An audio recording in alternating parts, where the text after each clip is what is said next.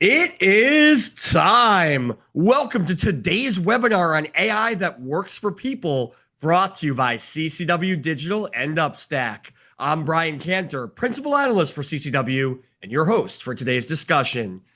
The idea of doing more with less isn't just some ridiculous business cliche. It is a reality. It is a must in today's customer contact landscape. 9 in 10 contact center leaders say they're facing legitimate cost cutting pressure this year, and yet 60% of their customers feel experiences are heading in the wrong direction. So therein lies that exact challenge. We have to simultaneously greatly improve our efficiency, greatly think about the costs and the way we manage our operations, while also dealing with customers who aren't happy and want a lot more. Now, that may seem incredibly daunting, but thanks to the power of modern contact center technology, especially that driven by AI, it's definitely not an impossibility. We know this class of technology exists for automating simple issues, uncovering valuable intelligence, and ultimately delivering customer centricity at scale. But based on our performance thus far and what we've seen as far as the ROI of our AI investments, many of us have reason to doubt how probable the success is. The truth is that customers have not been enthusiastically embracing automated engagement. Employees are not only fearful about what AI could mean for their jobs, but they're also continuing to struggle with inefficiencies and frustrating workflows. And ultimately, this means that businesses are not seeing the return they're looking for. It means that the AI revolution is not living up to the hype. So, what will it take to overcome these challenges? We answer that question in today's webinar, where we're going to be looking at the strategic shifts and the operational challenges and strategies that must accompany any technology initiatives. We'll walk through the correct way to set your objectives, the correct way to establish metrics, the correct change management perspectives, and ultimately the correct sourcing approaches. From there, we'll be able to make proper AI deployment an inevitability rather than an impossibility. And we'll indeed set you all up to do more with less. We'll indeed use technology to be a source of stronger, not lesser human connections. Now, as a reminder, you can ask questions at any time using the console on your screen. Anything we don't get to, I know our speaker will be thrilled to answer afterward. So speaking of that speaker, I want to give Adam from Upstack a chance to talk about himself, his organization, and his excitement for today's topic. Yeah, Brian, great to be here and really appreciate you putting this together. And, I'm excited about this topic. I live and breathe this. My background has only been around CX and AI for probably the past 20 plus years, working at various companies within the industry and working with various clients of all shapes and sizes. And truly, we are at the most exciting point, I think, that we can all agree in this industry, of just the opportunity we have with technology to really help customers do things that they have always wanted to do, but never had the bandwidth, never had the technology, never had the capability to deliver. And as you said, right, we're just seeing an influx of activity around this, of taking advantage of these tools and really driving some impressive results. But there's also some real challenges out there in making that happen. And that's where I think at Upstack, we really come into a great area of focus of how do we help clients achieve the achievable, right? That's how we really look at it. We are a agnostic technology advisory firm based out of Manhattan, New York, and we have over 220 Upstackers, as we like to call ourselves, and have about just over $1 billion in financial stewardship. And we're one of the fastest growing technology advisory firms on the Inc. 5000. And it's an exciting place to be because of the experience that we have within our organization, really to help customers in any type of technology transformation needed, whether again it's customer experience, employee experience, utilizing AI across the entire organization, cybersecurity, network, you name it, right? As we look at all these evolutions that I call it as companies are going through, there's so many different components that become a part of that and really makes it exciting. And that's where we help our clients navigate through that through our experience. And it's really exciting, right? I could go on and on about the endless examples of how we're seeing clients really, appreciating that type of approach to walk through not only the selection process, but also after the execution, where we really stay involved and help. So again, exciting time in our industry. I love this topic. Could talk about it for hours, but I know you've got some great insight we're going to kind of tackle. So I'm going to hand it back over to you and look forward to the great dialogue. Well, one, I really want to express excitement that we're going to get your perspective. A lot of times in this space, we're getting perspective of someone who, is presenting a really cool technology, and it could have a lot of great features, a lot of great usability. Maybe they have a really cool interface.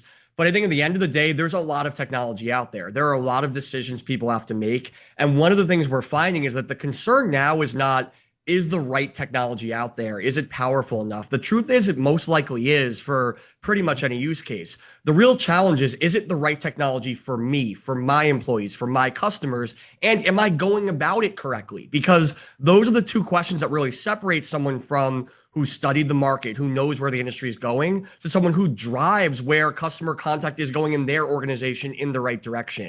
And I think your perspective on not only what is the best technology, but what technology is going to move the needle, what technology is going to help us achieve our objectives, and what technology is just going to work for us, and how can we have a long-term partnership of continuous improvement, continuous thought-provoking conversations, and continuous success. That's really where you all come into play. So I can't wait to tap into those insights. But we have to start at the high level. And one of the high level questions is ultimately, what are we trying to do here, right? I started by mentioning how a lot of organizations have not seen positive ROI from their AI investments. In fact, 50% feel that their AI investments are paying off more slowly than expected. So you think about, this is an industry that's already at times pessimistic about technology. They've already felt like, hey, I keep investing in these new tools and I'm not really seeing improvements to my scores, improvements to my outcomes. So they're already going in with a little bit of a reserve mindset. They see the AI revolution, they invest in AI, and they're still underwhelmed about the impact. Now, a lot of that has to come from, if we want to move the needle, we need to know where they're trying to go. What objectives are important to them? Now, we have data, and I'm happy to share that. But Adam, before I share some of the data on what we see as the cornerstone objectives of the contact center, I want to get your perspective on, at the end of the day, what are we doing this all for? What is the technology supposed to be helping us achieve? Yeah, that's a great point, Brian. And I think the one thing we're seeing is the difference between successful projects and ones that tend to stall or fail really come down to the beginning, right? It's all about a process, a methodology like you laid out there. And it's all about understanding what are the outcomes we're trying to achieve. And I think that's really important for every company to look at. If your outcome is, I was told to implement AI, versus we're looking to look at productivity within our organization. We want to make our employees more productive. We want to look at, taking some of these simple interactions and offloading them to an automated platform, and allow our employees to focus on more complex and important discussions that help our clients in a way that will help them grow and improve. That's important to know, right? If there are unfortunate goals and initiatives of, we need to look to automate into certain areas of our market because competitively we have to, right? We have to take this and automate it and lower the cost per interaction. That is another initiative driving it. And who is driving that? Who is the stakeholder? How involved are they in this project? Are they bought into it? Are they involved in creating those criteria for success and bought into the process of, we need to really be involved and vet out and validate and understand this is going to take a couple iterations, and not lose faith if the initial phase does not deliver the outcomes initially thought of. There's an investment across that entire understanding of what is the criteria for success and involvement. So I think when you ask, you have to bring in all the players. Who's going to be involved? Who's going to benefit from this? Is it customer focus? Is it marketing? Is it operations? Who's going to have that immediate impact on the business and see those results? And they have to be involved from the very beginning. And I think as we've seen this, there's a role that different levels play. Some of them have more of an active role. The C-suite that's going to be involved owning the outcomes, they're going to be there kind of periodically, making sure everything's going on track, but they have to be involved. Those that own the delivery, their team members have to be involved. So those that are actually going to be utilizing it have to have that excitement level to drive it and work through this. And I think when we see that happen and that involvement, it really changes the trajectory of these, because there's input, there's insight, right? There's gray matter, gray knowledge that those employees have that are critical to make these successful. And, I think there's a lot of areas around it, but that's really the one component, I think, Brian, we see that when that happens, these projects tend to go in the right direction versus the latter.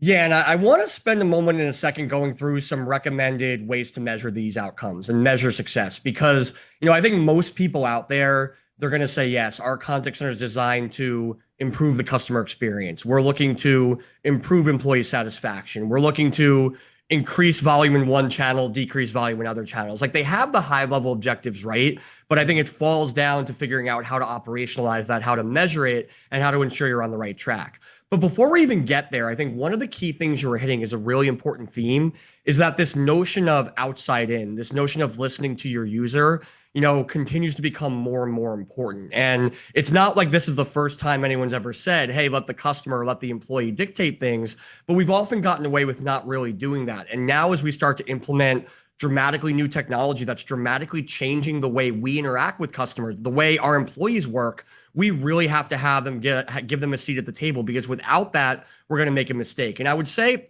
the perfect example of this, right? So we have data, of course, showing that at the end of the day, when people look at AI, one of their number one priorities is to increase self-service utilization. They want to take those transactional matters, those simple issues. They want more and more customers solving those on their own so that they can spend have their agents spend time on more complex work, that they can, free up volume to be able to innovate, to be more creative, to be more relationship oriented.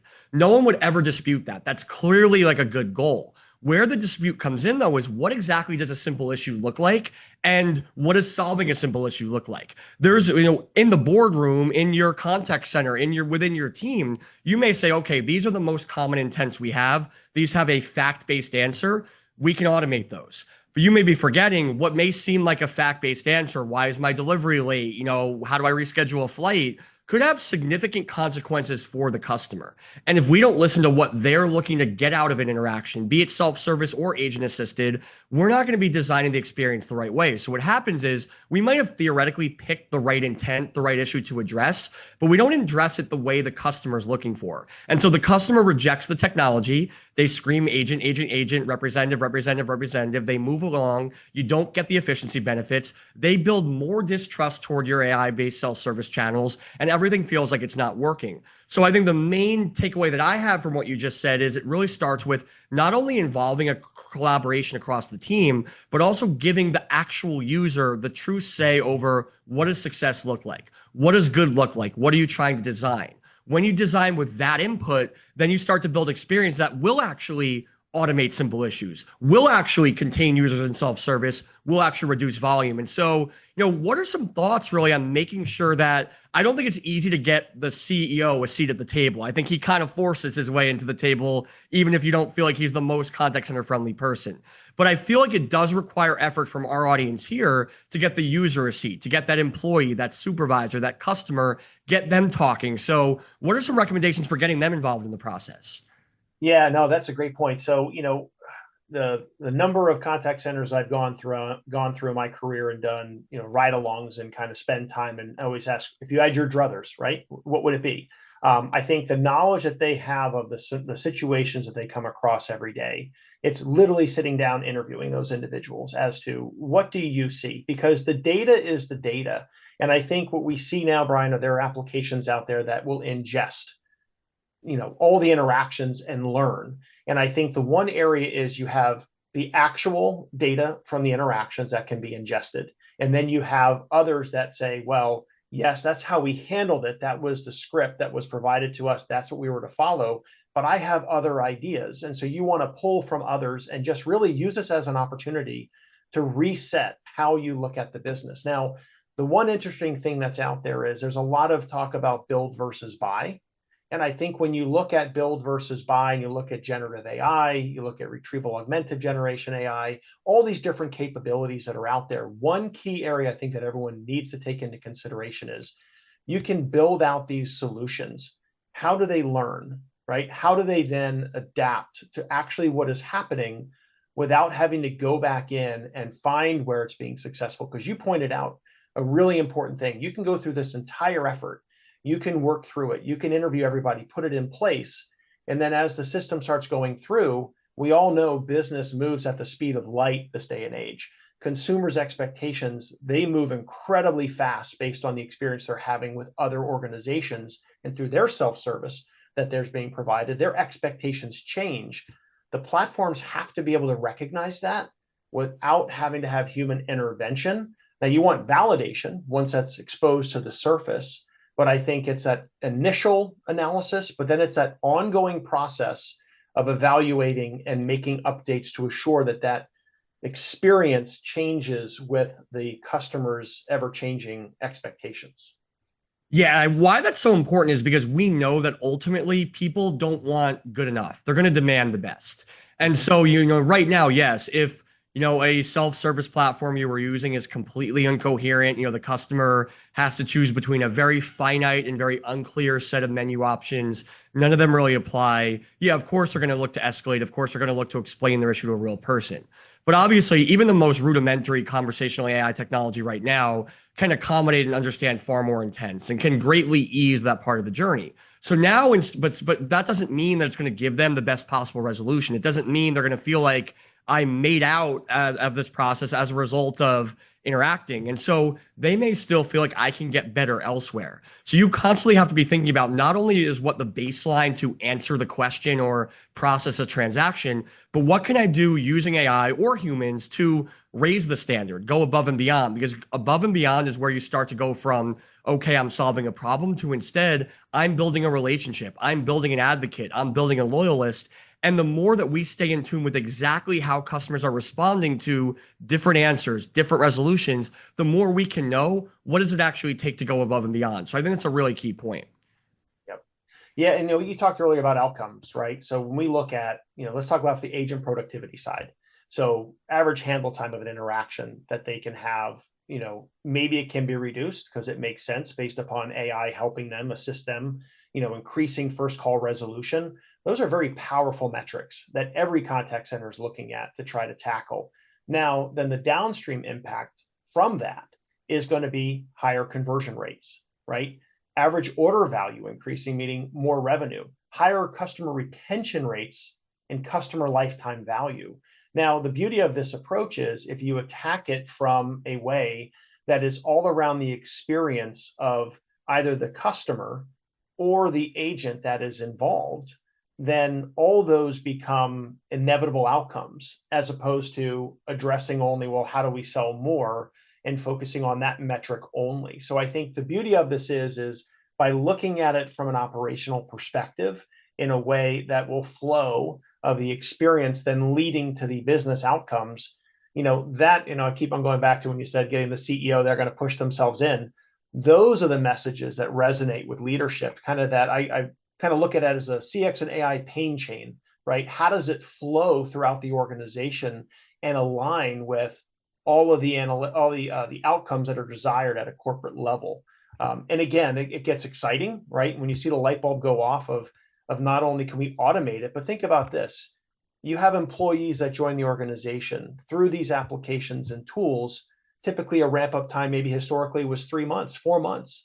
Now, all of a sudden, that employee is becoming incredibly impactful in half the time because of the way the tools are using their real time to coach them and make them more impactful and driving those results quicker. So, again, so many different areas. It's a matter of taking a bite, getting started, proving it out, and then looking for the next use case and the next use case and the next one.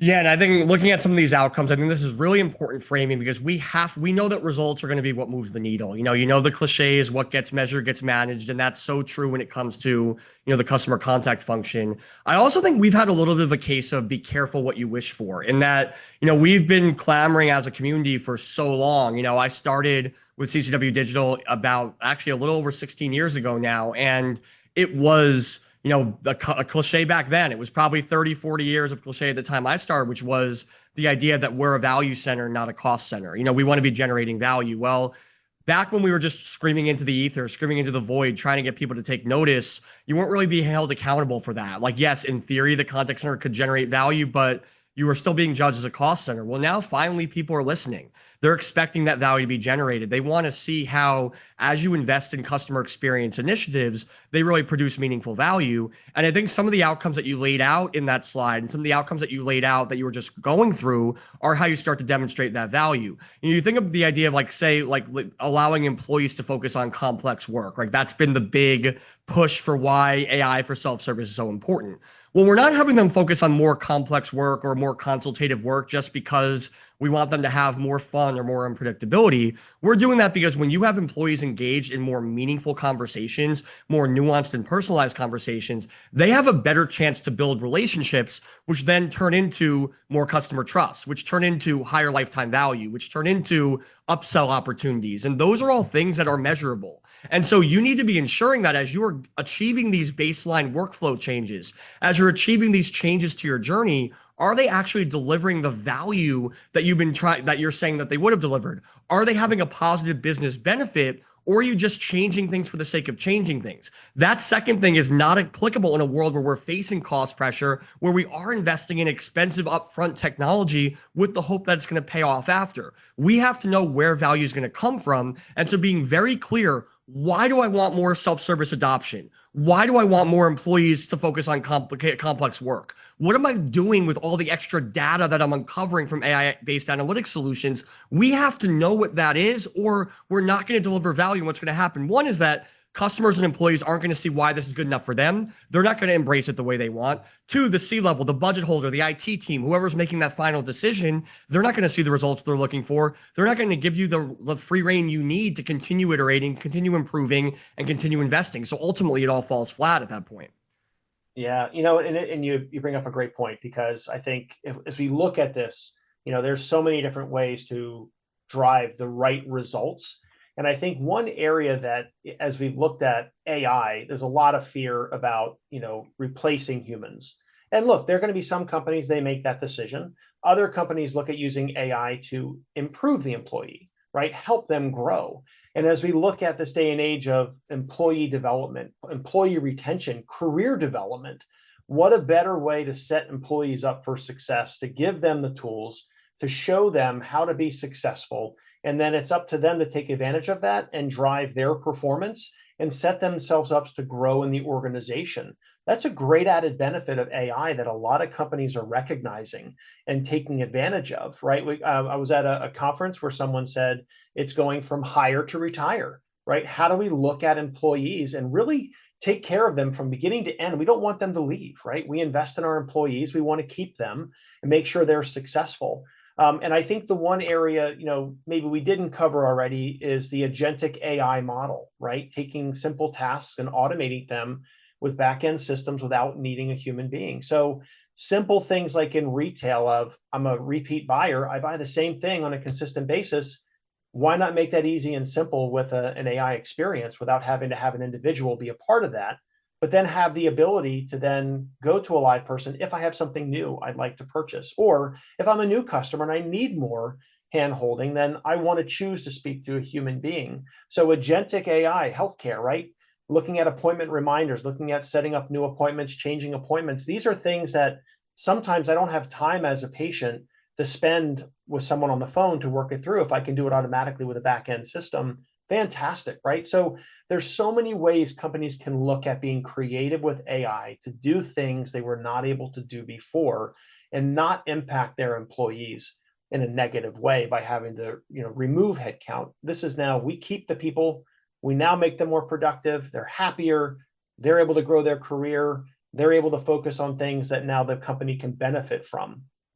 As opposed to looking at AI in a negative way. So again, so many ways to take advantage of it. It's really unpacking it and what's most important to you, and really kind of starting at the top and then working down to the operational side of it.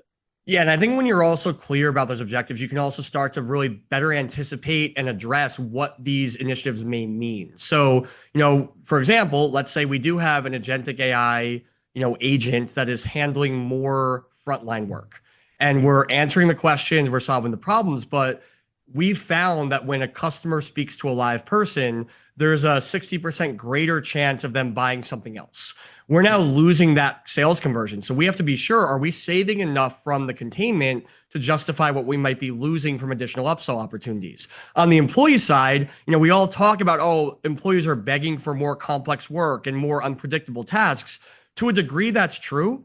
But also, this means that they're now going to be dealing with more emotionally draining things. They're going to have customers who have higher stakes issues and they're going to be more hostile about it or more sad about it. And so that could weigh on employees in a different way. So maybe they're not as bored with answering the same question 100 times a day, but now they're like, I don't want to hear customers crying 15 times a day, and that could be a draining in its own right. And so I think understanding as you shift workflow as a result of tech, what it means, and making sure that you've prepared for that, that's really important. Now, in the spirit I mentioned earlier, the be careful what you wish for, things that we as a community have been clamoring for that may have some negative consequences too. One of those is this notion of the contact center leader, the customer experience leader, having more of a role in the technology process. So we know from our research that the typical contact center leader now said going into 2025, I don't see any sign this is changing for 2026, that they have a bigger role in sourcing and implementing technology. They've always wanted that, right? I remember going to events 15 years ago where people would complain, wow, I love all the tech on this expo hall floor. My IT team's not going to go for any of it. And now, we're increasingly saying you don't have to worry about that anymore. You have some say, you have some power, but with that power comes a responsibility to address all the things that could go wrong with tech. So what are some areas where you see that as the customer experience functional leader takes a bigger role in technology, they can't overlook that to make sure their initiatives are successful? Yeah, it's funny you mentioned that because I was at a conference earlier this year and someone said that they only accepted the job to run the contact center if they could have a seat at the table when it came to decisions for technology. So it's, yeah. Well, I think there's a couple things that they need to focus on, right? And I think when you look at what's the approach for keys to success, I like to call it, right? So look at the business and say, okay, where are there a high transaction rate? Where does context awareness make sense, right? What do we know about them? How can we personalize that through information that's readily available? And does it align with our business outcomes as an enterprise we're trying to accomplish, right? What has our leadership team directed to us that we need to accomplish? If you look at those three areas and where they align and come together, it typically comes to the surface of where do you want to focus to get the best rate of success in your project. And there are a lot of questions that need to be asked around that. I've included some here, around who will benefit, right? Because like I said earlier, to make this successful, I had a great sales leader I used to work with that said, you have to build your team of advocates within the organization, right? Who will benefit from these projects? Have them be involved, right? It's not an initiative you want to drive on your own. What are you looking to enable, whether that's self-service for your customers, connecting them to information that's readily available, because these are transactions or interactions that are very simple. And maybe there's some current inconsistency today in those simple experiences based on the individual who's handling them. And we're going to normalize that and have it be incredibly consistent and update as we learn more, like we talked about earlier, kind of learning where it's needed, and really empower the team that's going to be using this application to feel as if they can be involved in the process. So bring your team leads in, bring someone who's maybe against it and someone who is for it. Get both perspectives because they're incredibly important, because a lot of people will fall in between there, and you want to make sure that everyone is comfortable. And then I think an exciting thing is you build this out to be something where, as a contact center leader, your employees are the most important resources. How do we build this in to explain, because of these applications, they're going to help you grow, right? You bring up a great point of those complex interactions that could be very taxing. A lot of contact centers that I've been into, they had a room where someone who had a really rough morning dealing with customers could go into and kind of collect themselves. Well, what if there was a real-time tool as this is happening? It's reassuring you, hey, this is not you. You're doing everything right. This is the best path to take in this situation. Or a supervisor can hear that real time, see a summary real time of what's happening, and choose to jump in and help, as opposed to have that agent continue to get, beat down by the customer and come away with just completely, feeling like they were inadequate when it really had nothing to do with them. It was the customer that was making them feel that way. So I think if they look at it that way and explain it and kind of build that foundation, I think they're setting themselves up for success. You've got covered up, you got covered side, and you got covered below. That's going to give you everything you need in order to find the right use cases that people are comfortable with to see the success. And once that success happens, you start to look at other use cases and say, guys, we're going to replicate it. Let's grab the next one. And then you can continue to focus on more complex scenarios that you're getting coached effectively through real time through the technology. So yeah, that's my perspective. Yeah, and I think what you hit on is an important point is that what we've perhaps overlooked is that there's a very fine line between rejection and reason. And I think that a lot of times when you heard that contact center leader who was butting heads with the IT team or with the C level or whoever was making the technology decisions outside of their team, it was, oh, they're telling me it doesn't work with our current tools, or it costs too much, or it's going to be too difficult to implement. And that's unfair because it comes at the expense of our customers. And I'm a customer service advocate. I always wanted to sympathize. I always wanted to have their back. But I think when you look at the data, you do see that there was a lot of merit to some of those points. So we actually earlier this year did a study on what were some of maybe the unexpected or unfortunate outcomes of their AI initiatives. And a lot of those speak to some of those reservations that classic IT team always kind of had. More than 71% of contact center leaders, for example, said that the price was more expensive or at least more unpredictable than they expected it was. A similar number dealing with things related to implementation and integration. All of these things that we heard from the IT team were like why we had to say no to that tech. These are all things that we're finding with AI are also problems, and they're thwarting the success. So when you see, oh, the communication's not accurate, it doesn't play nicely with our systems, it costs too much, then you wonder why. You shouldn't be surprised why 50% say that it's progressing slower than expected from an ROI standpoint. So Adam, I want to give you a chance to maybe walk through other sort of mistakes or misfires or unfortunate results maybe you've seen, and how some common pitfalls and mistakes sort of result in these. Yeah, no, it's a great point. So again, like I mentioned, we both have quite a tenure in this industry. And I think over the years, especially during the COVID years, right, when people were having to move to the cloud and they had to make decisions on technology, there's a big risk when going through these exercises to procure these solutions where you're working with different suppliers, different providers, and they're providing information to you. They're scoping things out. You're looking at a solution. They're making commitments. And sometimes, unfortunately, during these sales processes, maybe certain things happen that were not aligned with the original expectation, or in quite honesty, a lot of times steps are left out just because they're forgotten as they're going through the scoping. And then another application is there that needs to be integrated into. And no harm or foul on either part. It's just the reality when you have these very large, complex projects.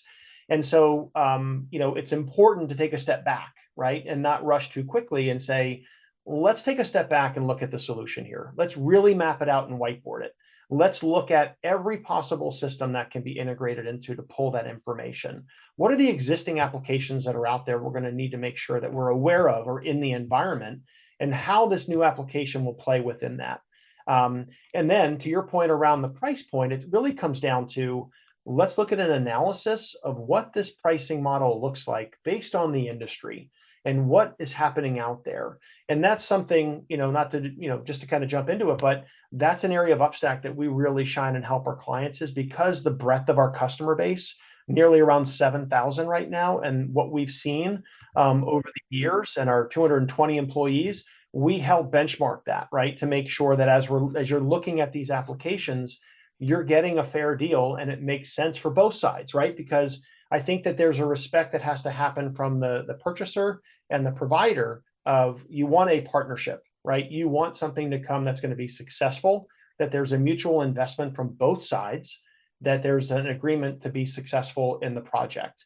And that is an area that I think some people tend to maybe try to look at the vendors away, well, we're going to get them down the lowest price point, and also that impacts their commitment to the deployment because of that deal. I think it's important to have that honest conversation and say, listen, this is a fair proposal, and this is what you need to move forward with because of everything they're committing to do.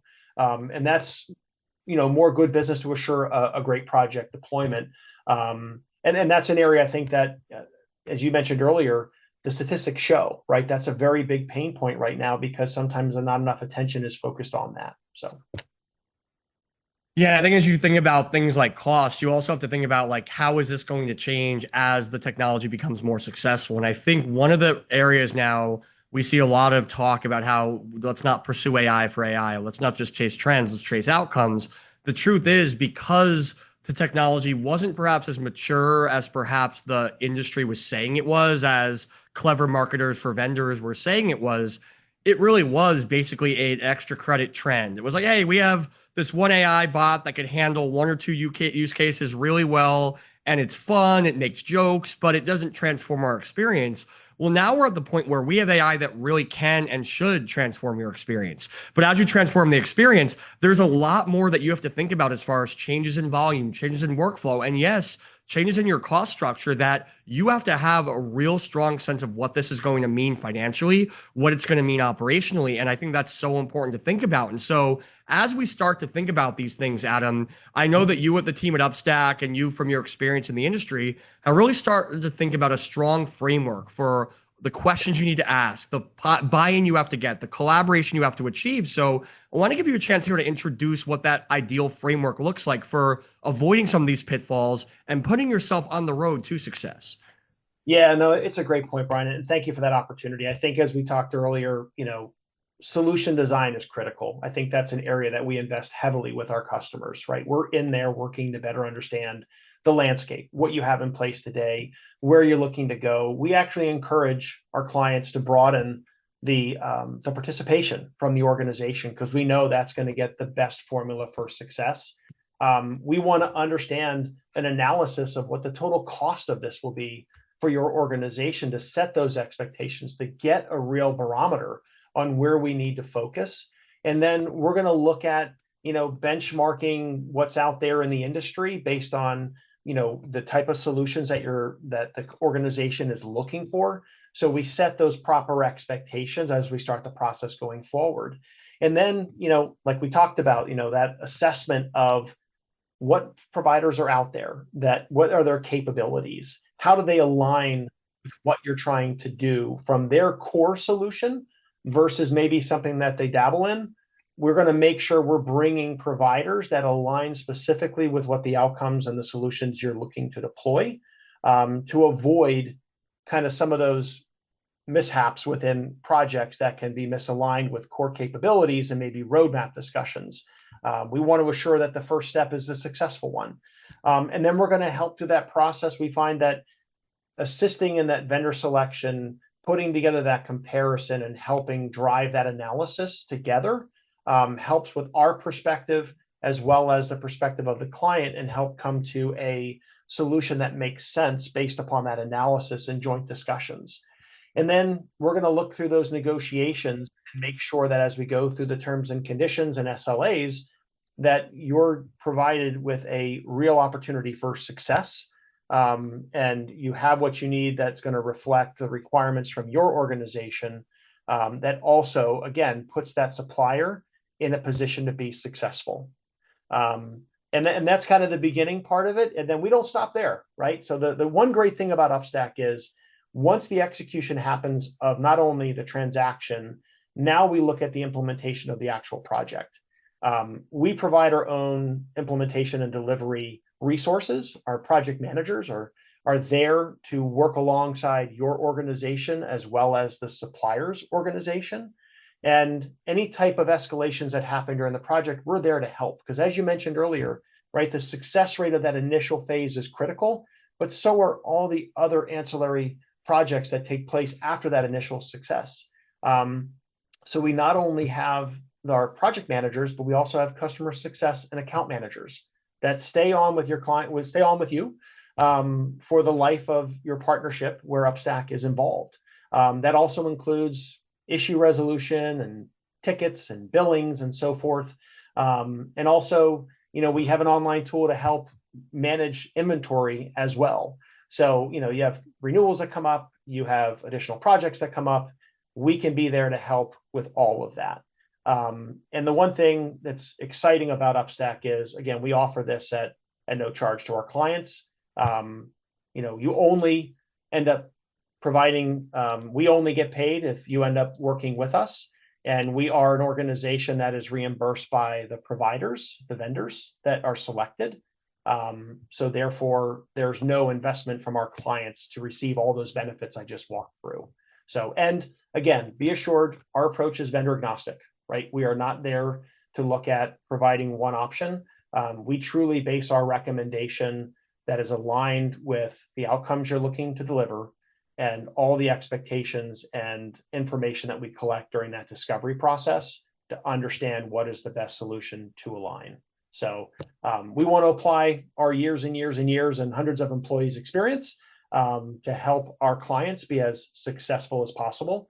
Because as we look at this, we know you have to be flexible, right? We know we have to adapt.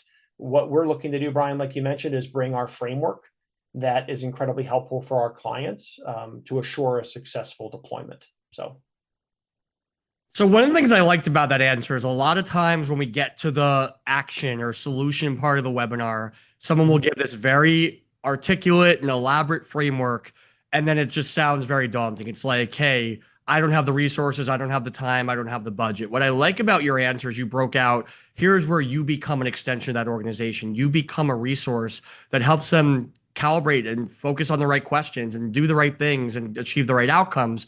And that's great. But as we think about, okay, if you're providing the resources, the brain power, the consideration that gets people on the right track as far as the sourcing process, as part of the implementation, and as far as the sort of iteration goes, what then should the contact center leader be focusing on? Because now they don't have to stress as much about some of these contract issues or debating between provider issues. They now have more time. What should their mindset be to ensure that as they take your recommendations, as they work with you to get the best technology, they're then doing what they need to do to rally their team around that technology to achieve some of those outcomes we talked about earlier? Yeah, no, you are spot on. And they can do what they're supposed to do, right? They can spend time with their teams. They can coach their agents and help them improve their performance. They can work with their peers to find other areas that they can improve the business and really deliver results for the organization, right? That's the beauty of this. We're here to help our clients be as efficient as possible and as educated as possible as they're going forward and making these critical decisions. It's interesting because as we're talking through this, we're talking about customer experience, we're talking about AI, but another thing that I think is important to call out, there are so many areas within the IT infrastructure that play a role in this, right? When you're looking at AI, well, let's talk about security, right? How do we know we have the proper guardrails? And is our cybersecurity approach effective? Do we need to reevaluate that, right? Do we look at we're moving from on-prem to the cloud, we got to move our data center to the cloud, right? Whatever it may be. The beauty about, again, working with Upstack is as you're going through these projects, if something else comes up within the IT infrastructure that is impeding the ability to take these projects forward, or there are competing projects or other initiatives where budgets apply to those, at Upstack, we work across all those areas. And what I find is when you're reevaluating different applications and you have someone who's knowledgeable in all these different areas, you tend to find that, wow, we're actually having savings over in this area. We can now apply it over here. So therefore, more can get done. And that acceleration to deploy these technologies and start to see the business outcomes and results shrinks, right? So when you're asking, what do the contact center leaders do? We look outside of that as well, right? What about the VP of IT and the leadership there in that part of the organization? What about marketing and their desire to drive more effective campaigns and how those results are? All these things impact those different parts of the organization. So it gets really exciting, when we start to unpack and get involved with our clients, we find there's numerous areas we can be helpful and provide value, whether it's cost savings or whether it's productivity gains and just pure customer and employee experience across the board. So, Yeah, I think in a way, we've had so many contact leaders, center leaders struggling over what is AI going to work for my organization? And they go focus on that superficial question, can we automate these issues? Are employees going to embrace it or be afraid of it? They focus just on the AI part, where in reality, by having a partner like Upstack or having the right framework at least to make these decisions, they can then focus on, is our organization working for the AI we bought? Because again, if you don't think about, have we trained the employees for complex work? Have we reevaluated our knowledge to make sure that when we're popping, recommendations and next best actions, they're actually accurate and useful? Have we thought about the security and compliance and privacy ramifications, to your point? That's where you go from having really, really cool technology to having really, really great experiences. And by enabling the contact center leader who knows what you're trying to do, who knows what this is all about, understand how the different parts of strategy and operations and technology come together, and building an experience based on that, that's when you get success. And it sounds like by getting rid of all the headaches around, just finding the coolest AI and instead saying, we know we have the best AI. Do we have the best organization to use that AI? When that's where your head is, that's when you get those outcomes. That's when you get those happy customers. That's when you get those empowered employees. So I love the approach. I love the framework, and I love the thinking here. Adam, we're almost at the end of time, but anything else you want to share more about, the Upstack approach, about what you've seen in the industry, anything you want to leave your audience with here today? Yeah, I would say just reach out, right? We're here to help. We've got great experience. I think it's an exciting time for all of us in the business world. Really, no industry is obsolete in this discussion. And there's tremendous opportunity to really accomplish what you've always wanted to accomplish, or even if it's a level set, you just want to hear another opinion of where you are and what's possible. I would say reach out, right? This is one thing we have a passion for, is helping our clients. And I think the one thing that people can do that could maybe tie one hand behind their back is to try to tackle this on your own. There's so much information out there. There are so many options, and there are so many strategies out there that companies are taking. Tap into that, right? Take advantage of what people have already done, and maybe what has worked and what has not worked, and learn from others. Because to go through this on your own and trying to recreate the wheel, it can set back cycles. It can set back the time to really recognize the benefit that's possible today, right? So yeah, I'd say jump in, ask questions, reach out, and love to have a conversation with you or somebody else, right? But just really get started, ask others out there what they're doing, and look to get involved in these discussions, because there's tremendous benefits that companies are, when they do it correctly, that they're receiving today. Yeah, and again, I think if you're going to focus on the unique stuff, the unique to your organization, the nuance, the specificity, do that when you're designing the right experience. Do it when you're evaluating success. Do it when you're determining, are our employees happier and more productive today than they were yesterday? That's where you want to use your individuality and your sense of the organization. Individuality going off script, going against the norm, doesn't make sense when there are so many proven ways to embrace technology, so many proven questions you must be asking, so many proven ways to manage pricing and manage integration.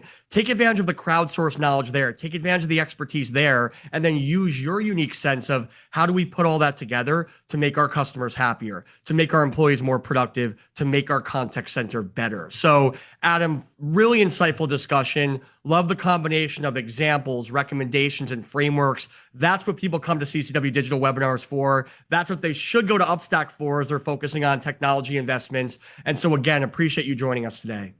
Yeah, Brian, thank you so much. I really enjoyed the conversation and hope everyone got a lot out of it. So thank you so much. I can't imagine they didn't, because I certainly did. I'm sitting here just admiring the insights you shared. So thanks so much, Adam. Thanks to all of you who joined us. And on behalf of Upstack, on behalf of CCW Digital, we'll talk to you next time.